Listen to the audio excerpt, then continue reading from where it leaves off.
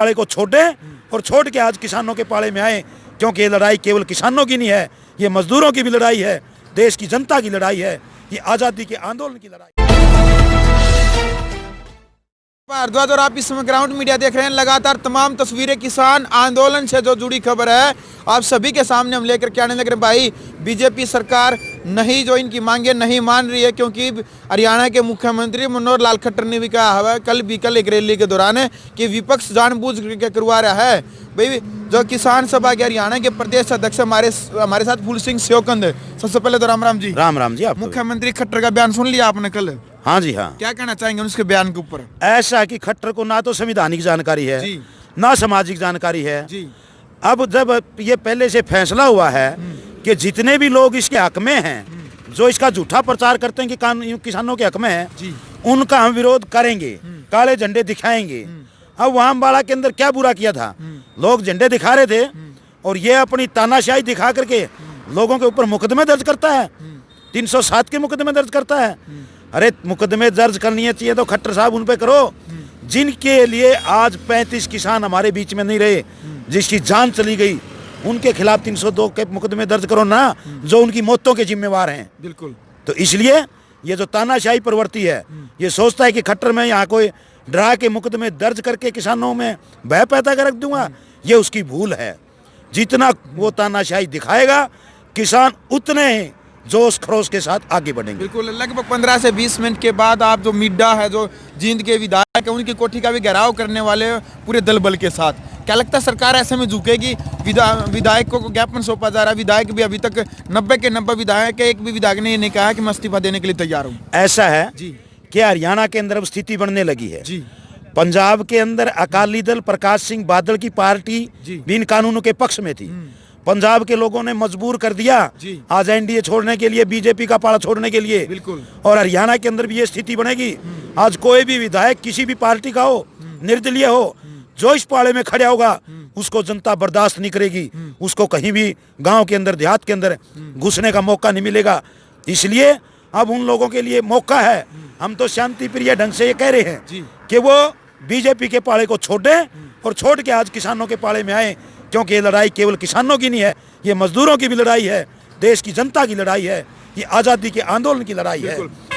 JJP के नेता है अजय सिंह चौटाला प्रेस वार्ता करते हुए उन्होंने कहा कि कानून जो बने, तीनों जो कानून है, कृषि कानून, इनके अंदर केवल संशोधन हो सकता है, कानून रद्द नहीं होंगे। ऐसा बयान है उनका, जो जेजेपी के दिग्गज नेता।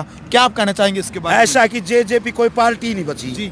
ये तो दाव लग गया था बीजेपी के खिलाफ, कुछ कांग्रेस की बेवकूफी थी, गलत टिकट मिल गई और ये 5-7 एमएलए बन के देश के आगे ना तो ये एमएलए का माम घुसन पाते, वो औरों की बात छोड़ो, सलाह देने वाला हो गया।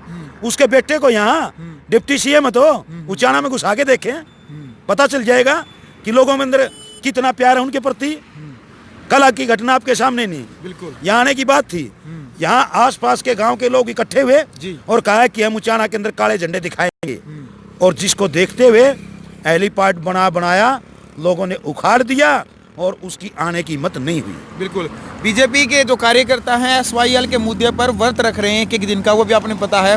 वो जो बीजेपी रैली करी है पूरे हरियाणा के अंदर, पहली जो रैली थी नारनौल के अंदर, वो किसानों को समझा रहे हैं जो तीनों कानून है वो किसानों के फायदे के लिए हैं। बार बार बरगलाने का कार्य किया जा रहा है कांग्रेस के द्वारा। ऐसा है कि बीजेपी का व्रत की बात करते हो ना, व्रत और बीजेपी का कोई मेल ही नहीं है जी। व्रत रखने वाले तो होते थे शांति प्रिय आंदोलन चलाने वाले महात्मा गांधी। ये तो महात्मा गांधी के हत्यारे हैं। उस वक्त भी जब आजादी का आंदोलन चल रहा था, उस वक्त पे इनके ये जिसकी औलाद है ना, जिसकी नस्ल है ये नरेंद्र मोदी खट्टर, ये आरएसएस की औलाद है।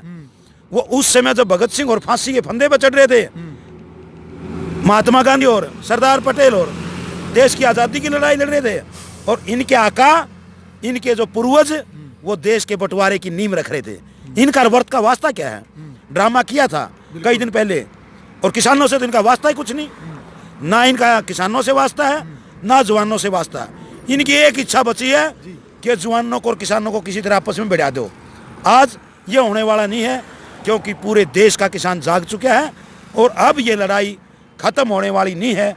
जब तक कि सारे कानून वापिस नहीं होंगे, तब तक किसान दिल्ली से वापस नहीं आएंगे। बिल्कुल, ये आप देख सकते हैं। टोल, एक कैमरामैन को कहूँगा कि घुमा करके दिखाए कि टोल प्लाजा जो लगातार 3 दिन तक मुक्त फ्री किया जाएगा किसानों के द्वारा। इससे पहले भी एक दिन पूरे भारत के अंदर टोल को फ्री किया गया था।